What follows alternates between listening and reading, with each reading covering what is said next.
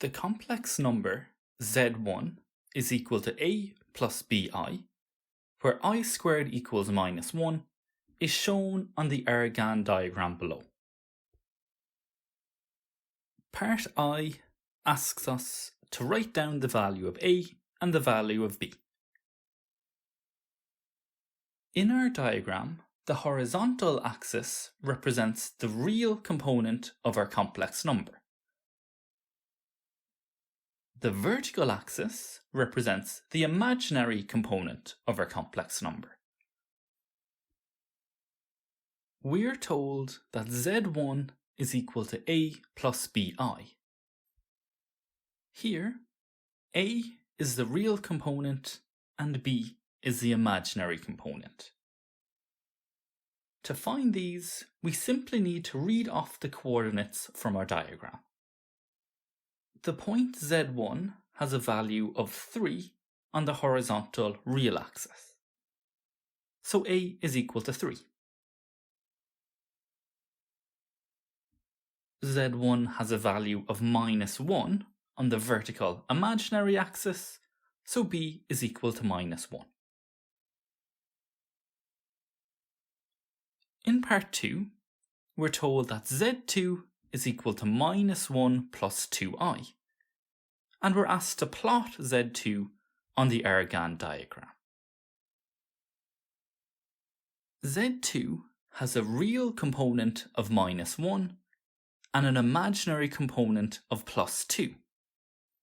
To plot it, we go to the coordinates minus 1, 2.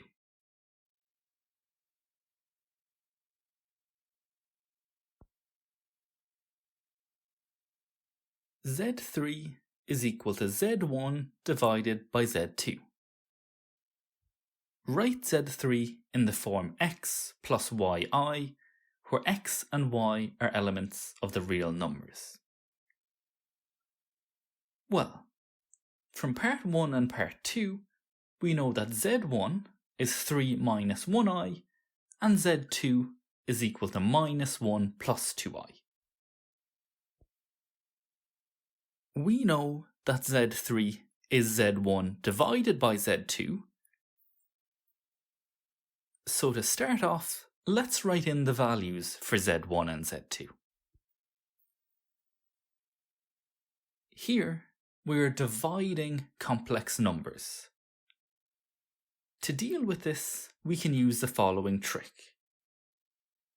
To divide complex numbers, multiply above and below the line by the conjugate of the term below the line.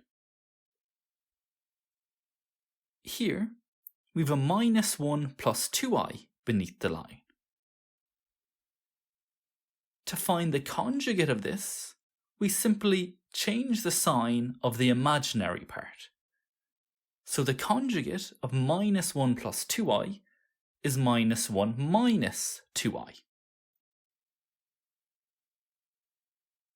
To use our trick, we need to multiply above the line and below the line by this number. From here, we'll want to multiply out the brackets. Let's start with the top. 3 times minus 1 is minus 3. 3 times minus 2i is minus 6i. Minus 1i times minus 1 is plus 1i. And minus 1i times minus 2i is plus 2i squared. Now for the bottom. Minus 1 times minus 1 is plus 1. Minus 1 times minus 2i is plus 2i. Plus 2i times minus 1 is minus 2i. And plus 2i times minus 2i is minus 4i squared.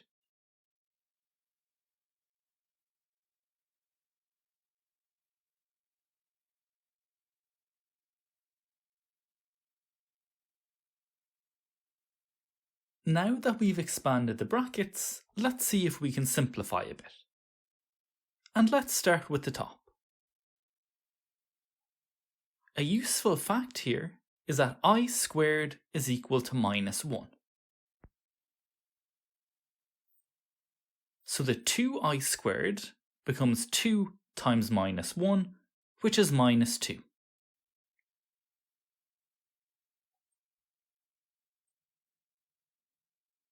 From here, we can group together the number terms and the I terms. Minus 3 minus 2 is minus 5, and minus 6i plus 1i is minus 5i.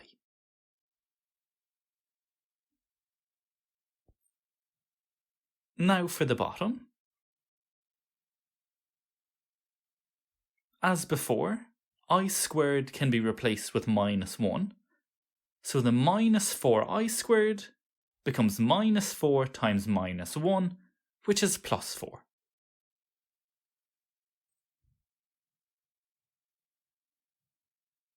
Grouping the number terms with the number terms and the I terms with the I terms, we get 1 plus 4 is equal to 5, and plus 2i minus 2i is equal to 0.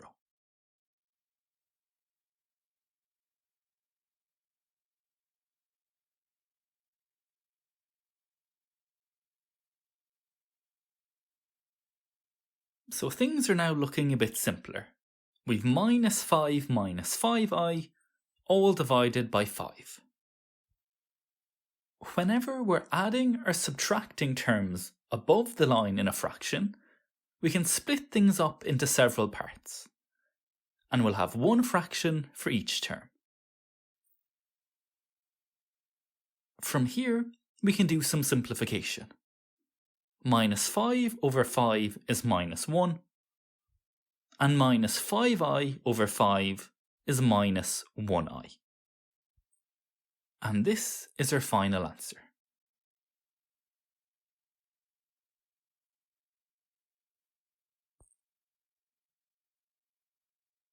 Solve for z.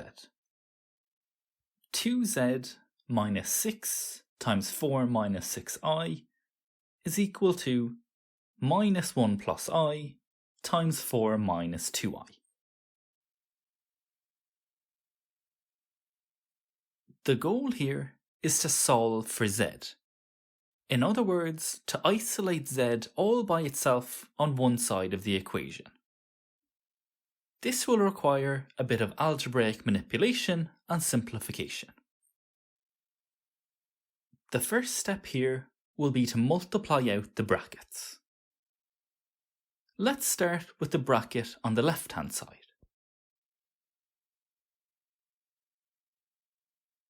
Minus 6 times 4 is minus 24, and minus 6 times minus 6i is plus 36i.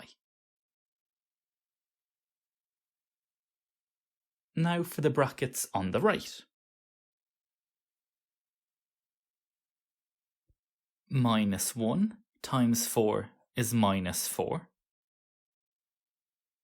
Minus 1 times minus 2i is plus 2i. Plus I times 4 is plus 4i. And plus I times minus 2i is minus 2i squared. Remember, the defining feature of the imaginary number I is that I squared is equal to minus 1.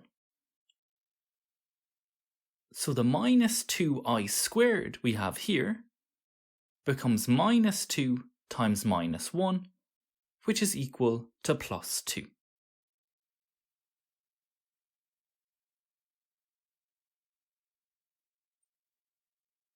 From here, we can do some simplification on the right-hand side. Minus 4 plus 2 is minus 2, and plus 2i plus 4i is plus 6i.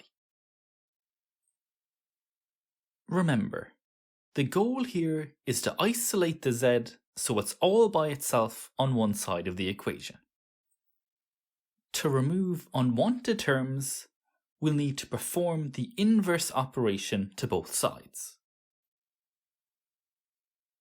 Let's start by removing the minus 24. This represents subtraction, and the inverse of subtraction is addition. So we should add 24 to both sides.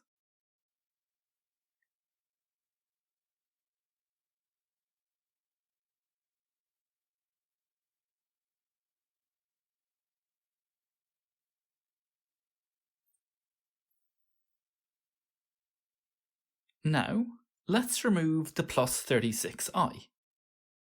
This represents addition, and the inverse of addition is subtraction. So to remove this, we should subtract 36i from both sides.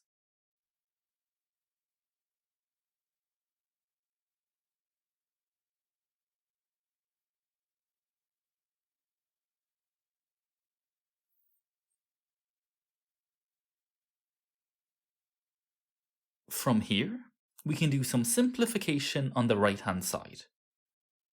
Minus 2 plus 24 is 22, and plus 6i minus 36i is minus 30i.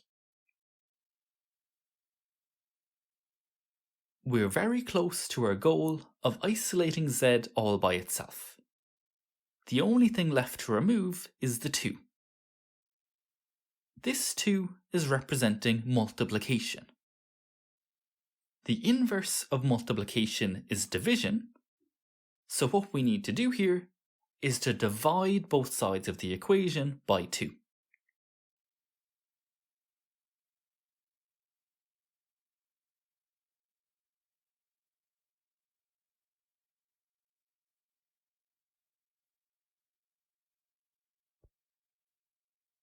We have successfully isolated z on the left-hand side of the equation. All that remains is to simplify the expression on the right-hand side.